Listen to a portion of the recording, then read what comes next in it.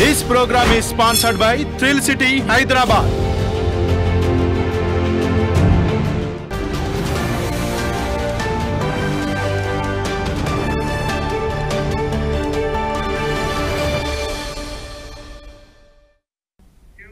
Namaste, welcome to Foresight TV. Bulletin lo munduga headlines.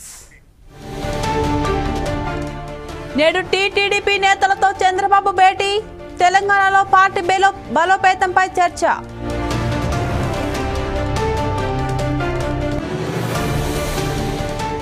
ఉక్రెయిన్లో పర్యటించిన Modi, X వేదికగా special video విడుదల.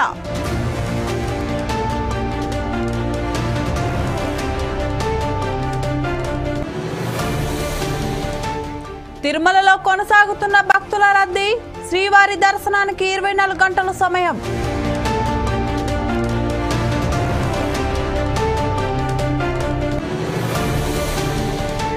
తెలుగు రాష్ట్రాల్లో మరో 2 రోజుల పాటు వర్షాలు, పలు హెచ్చరికలు జారీ చేసిన వాతావరణ శాఖ.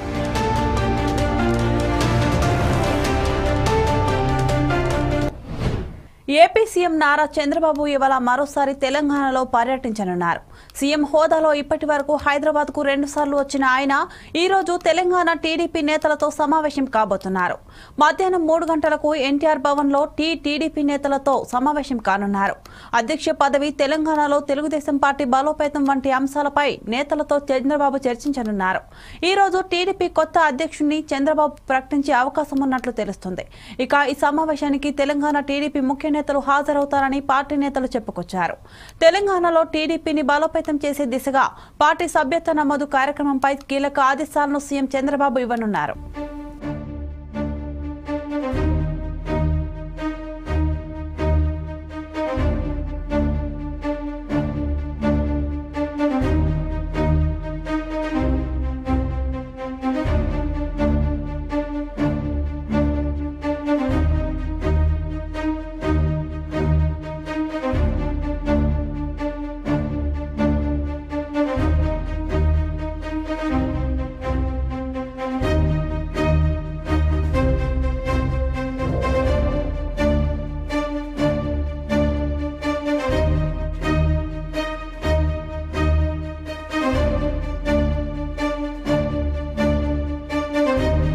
ప్రధాని నరేంద్ర మోదీ ఉక్రెయిన్లో తన చారిత్రాత్మక పర్యటన తర్వాత వీడియోను పంచుకున్నారు. అంతేకాకుండా ఆ వీడియోలో తన పర్యటన అత్యంత ప్రత్యేకమైనదిగా వివరించారు. ఉక్రెయిన్ను ఒక ముఖ్యమైన స్నేహితుడు అని కూడా పేర్కొన్నాడు. ఈ పర్యటనలో ప్రధాని మోడీ ప్రెసిడెంట్ జెలెన్స్కీతో సమావేశమయ్యారు. రష్యాతో కొనసాగుతున్న యుద్ధాన్ని ముగించడంలో వ్యక్తిగతంగా సహకరిస్తానని హామీ ఇచ్చారని తెలుస్తుంది. కాగా తన ఉక్రెయిన్ పర్యటన చారిత్రాత్మకమని ప్రధాని మోదీ ఎక్స్లో రాశారు. భారత్ ఉక్రెయిన్ మధ్య స్నేహాన్ని మరింతగా పెంచుకోవాలనే లక్ష్యంతో తాను ఆ దేశానికి వచ్చానని అన్నారు.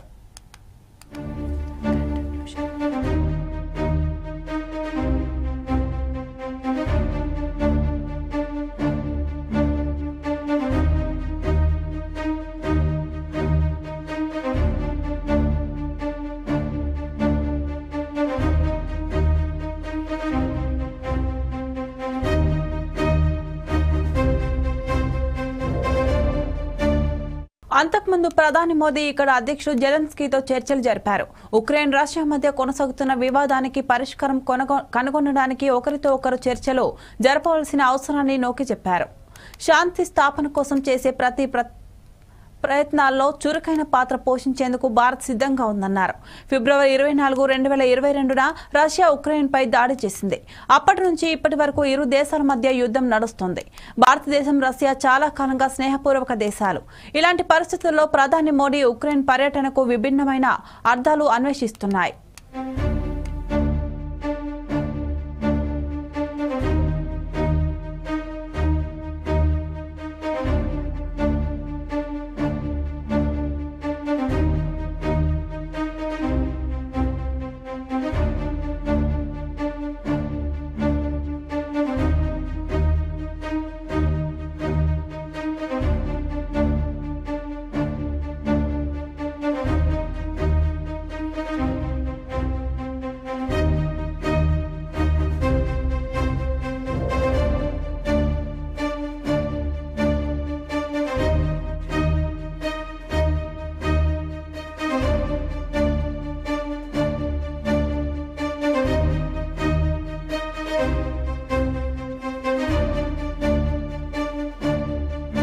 వీకెండ్ కావడంతో తిరుమలలో భక్తుల రద్దీ కొనసాగుతుంది. టైం స్లాట్ టోకెన్లు లేని భక్తులకు దర్శనానికి 24 గంటల సమయం పడుతుంది.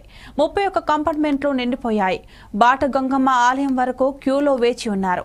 నిన్న 79,251 మంది వెంకన్న స్వామిని దర్శించుకున్నారు. హుండీకి 3.87 కోట్ల ఆదాయం వచ్చింది.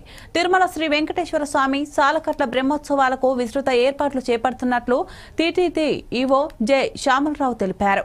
తిరుమలలోని అన్నమయ్య భవన్లో అదనపు ఈవో వెంకయ్య చౌదరి, జేఈఓలు వీరబ్రహ్మం, గౌతమితో కలిసి విభాగాధిపతులతో ఈవో సమీక్షించారు. బ్రహ్మోత్సవాలు తమిళకులకు పవిత్ర పూరటాసి మాసం ఏకకాలంలో వస్తున్నందున భక్తుల రద్దీకి తగ్గట్లుగా జిల్లా యంత్రాంగంతో కలిసి ఏర్పాట్లు చేస్తున్నామని అన్నారు.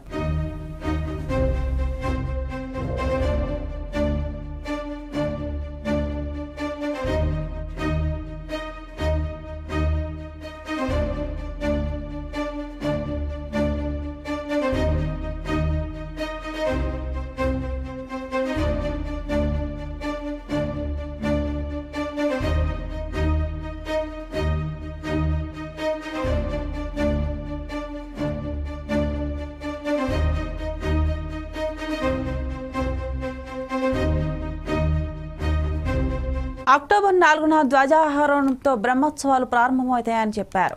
అదే రోజు సీఎం చంద్రబాబు శ్రీవారికి పట్టు వస్త్రాలు సమర్పిస్తారు. 12వ తేదీ వరకు నిత్యం ఉదయం 8 నుంచి 10 గంటల వరకు, రాత్రి 7 గంటల నుంచి 9 గంటల మధ్య స్వామివారికి వాహన సేవలు ఉంటాయని అన్నారు. అలిపిరి పాత చెక్పోస్ట్ శ్రీవారి మెట్టు వద్ద పార్కింగ్ స్థలం కేటాయించినట్లు తెలిపారు. 8న గరుడ సేవ రోజున కనుమదారుల్లో ద్విచక్ర వాహనదారులను అనుమతి ఉందన్నారు. బ్రహ్మోత్సవాల సందర్భంగా ఆలయంలో పలు అర్జిత సేవలు, ప్రత్యేక దర్శనాలు రద్దు చేస్తామన్నారు. కాటేజీ దాతలకు కూడా గదులు కేటాయింపు ఉండదు. గదుల లభ్యత తక్కువగా ఉన్నందున భక్తులు తిరుపతిలోనే బస చేయాలని ఈవో వివరించారు.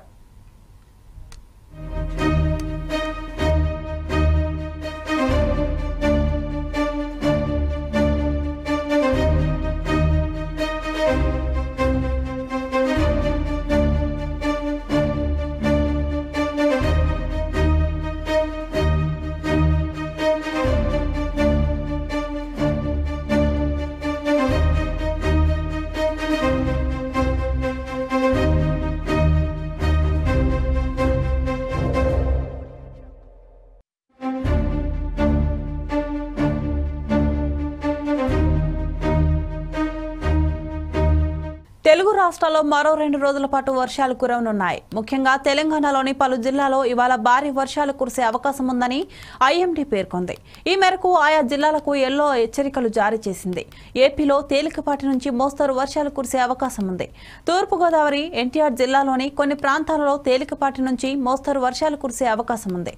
శ్రీకాకుళం, విజయనగరం, పార్వతీపురం, మన్యం, అల్లూరి సీతారామరాజు, విశాఖపట్నం, అనకాపల్లి, కాకినాడ, కోనసీమ, పశ్చిమ గోదావరి, ఏలూరు, కృష్ణా, గుంటూరు, బాపట్ల, పల్నాడు, ప్రకాశం, నెల్లూరు, కర్నూలు, నంద్యాల, అనంతపురం, శ్రీ సత్యసాయి, వైఎస్ఆర్, అన్నమయ్య, చిత్తూరు, తిరుపతి జిల్లాలోని కొన్ని ప్రాంతాల్లో తేలికపాటి వర్షాలు కురిసే అవకాశం ఉందని ఏపీ విపత్తుల నిర్వహణ సంస్థ పేర్కొంది.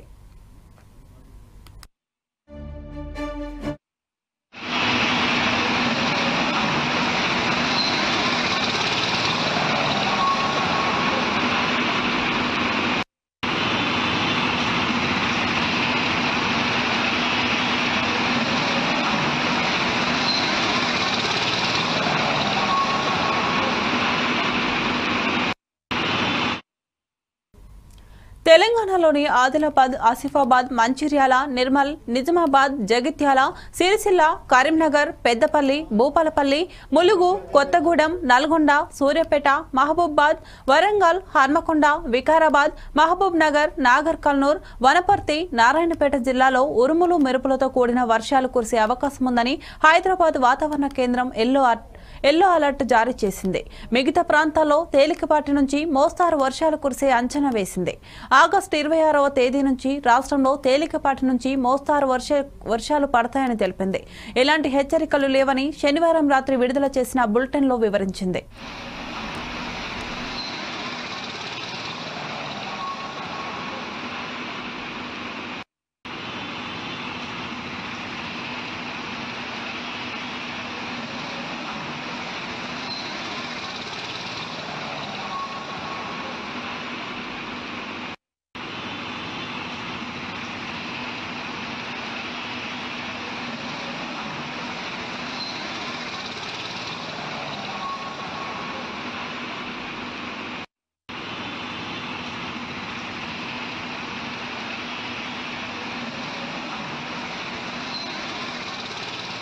సీఎం రేవంత్ రెడ్డి 2 రోజుల ఢిల్లీ పర్యటన ముగిసింది. శనివారం రాత్రి ఆయన తిరిగి హైదరాబాద్కు చేరుకున్నారు.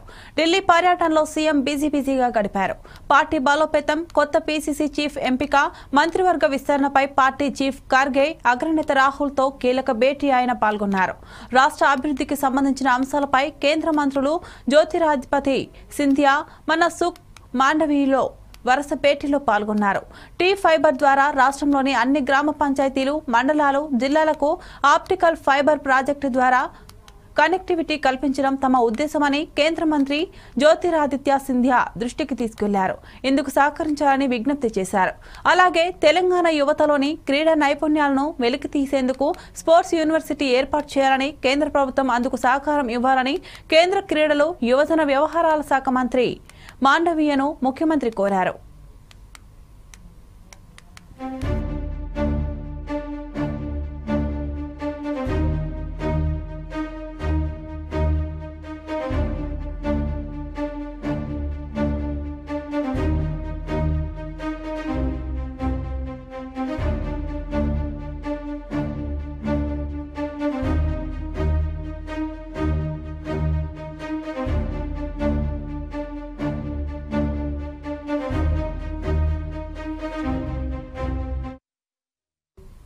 తెలంగాణ సాయుధ పోరాట యోధుడు, సాహితీవేత్త దాశరథి రంగాచార్య పయనం పెన్ను గన్నుతో కలిసి సాధించిన సీఎం రేవంత్ రెడ్డి అన్నారు.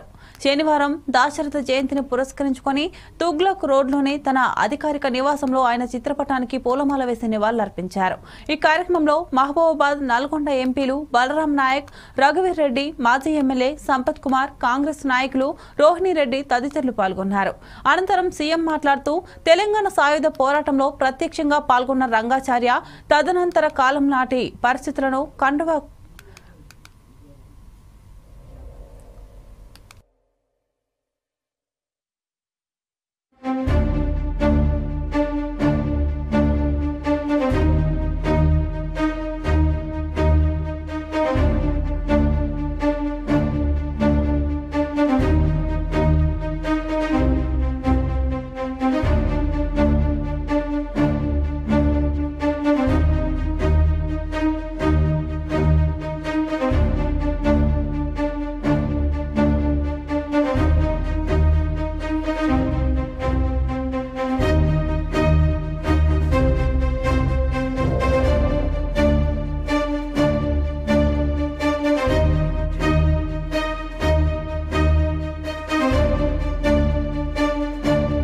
మిస్ ఇండియా జాబితాలో దళిత, గిరిజన, ఓబీసీ మహిళలు ఎందుకు లేరని లోక్సభలో ప్రతిపక్ష నేత కాంగ్రెస్ ఎంపీ రాహుల్ అన్నారు. ఉత్తరప్రదేశ్లోని ప్రయాగ్రాజ్లో జరిగిన రాజ్యాంగ గౌరవ సదస్సులో ఆయన ప్రసంగించారు. కులగణన ప్రాముఖ్యతను పునరుద్ఘాటిస్తూ ఇది కేవలం జనాభా గణన మాత్రమే కాదని, విధాన రూపకల్పనకు ప్రతిపాదిక అన్నారు. 90% మంది ప్రజలు వ్యవస్థలో భాగం కాలేదని చెప్పారు. వీరికి నైపుణ్యాలు, ప్రతిభ, విజ్ఞానం ఉన్న వ్యవస్థతో సంబంధం లేకుండా జీవనిస్తున్నారని తెలిపారు. అందుకే కులగణన కోరుతున్నామన్నారు. कॉर्पोरेट इंडिया को देखूं और लिस्ट निकालूं और हिंदुस्तान के 500 सबसे बड़े उद्योगपतियों की लिस्ट निकालूं, मैंने निकाला है, उसमें आपको एक भी दलित, एक भी आदिवासी, एक भी पिछड़े वर्ग का व्यक्ति नहीं मिलेगा। और सिर्फ कॉर्पोरेट इंडिया की बात नहीं कर रहा हूं, आप जुडिशरी देख लीजिए, कॉर्पोरेट इंडिया देख लीजिए, मीडिया देख लीजिए। आप मुझे बता दो, नेशनल मीडिया में दलित एंकर का नाम बता दो मुझे, आदिवासी एंकर का नाम बता दो, ओबीसी एंकर का नाम बता दो, कौन है बता दो। तो नैरेटिव बनाते ना। आप देखिए, हिंदुस्तान में 50% आपने कहा कि आधी आबादी ओबीसी है, उसमें आप 15% दलित जोड़ दीजिए, 8% आदिवासी जोड़ दीजिए। माइनॉरिटीज की बात मैंने अभी की भी नहीं, 73 आता है। 73% दलित, आदिवासी, ओबीसी। कॉर्पोरेट इंडिया में 0। मीडिया में जीरो, आप हो ही नहीं। కులగణన తర్వాత ఓబీసీ సెక్షన్ ఇస్తామని బీజేపీ నేతలు చెబుతున్నారని పేర్కొన్నారు. తమకు వివిధ సంఘాల జాబితా కావాలని డిమాండ్ చేశారు. మనకు కులగణన అనేది కేవలం జనాభా గణన మాత్రమే కాదని అన్నారు. విధాన రూపకల్పనకు ఆధారమని చెప్పారు. కేవలం కులగణన చేస్తే సరిపోదన్నారు. దేశంలో సంపద ఎలా పంపిణీ అవుతుందో అర్థం చేసుకోవాలన్నారు.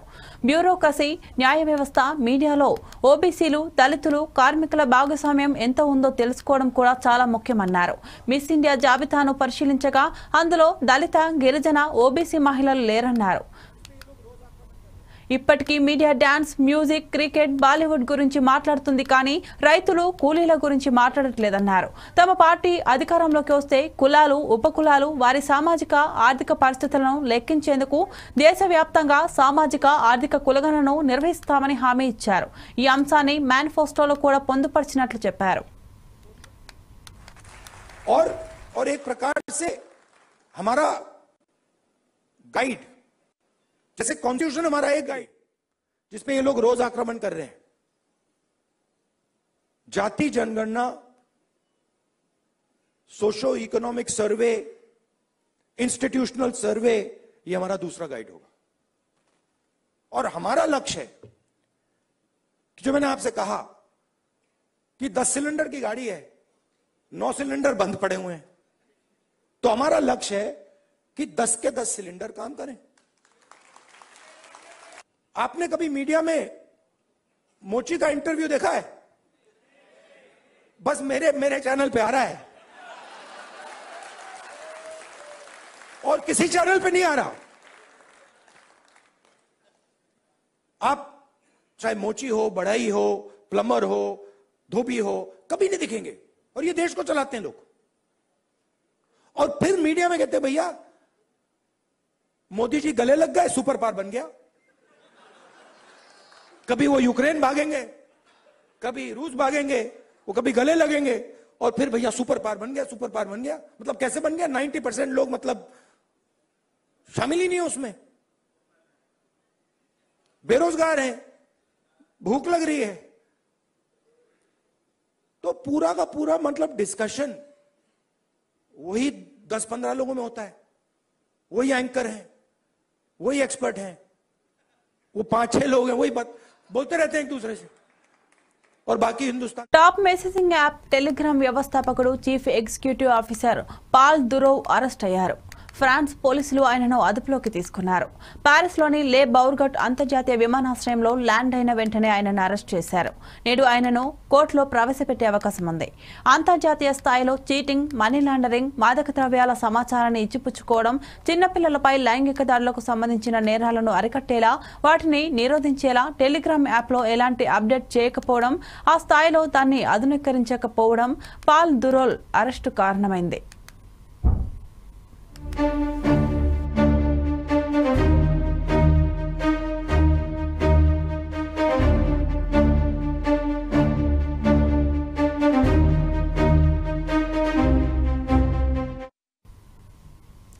ఆయనకు ఇదివరకే నాన్ బెయిలబుల్ అరెస్టు జారీ చేసింది ఫ్రాన్స్ అత్యున్నత న్యాయస్థానం. దీని నుంచి తప్పించుకోవడానికి కొద్ది రోజులుగా ఫ్రాన్స్ వెళ్లట్లేదు పాల్ దురేల్. ఆ దేశ కాలమాన ప్రకారం శనివారం రాత్రి 8 గంటలకు తన సొంత ఫ్లైట్లో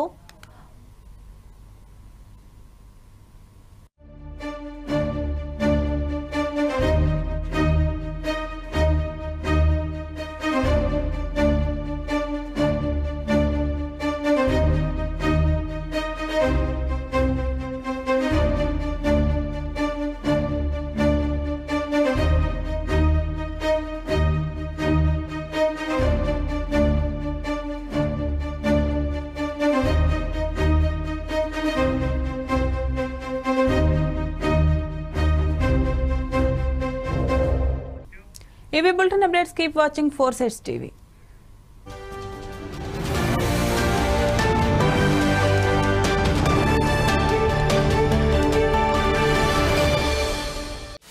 This program is sponsored by Thrill City, Hyderabad.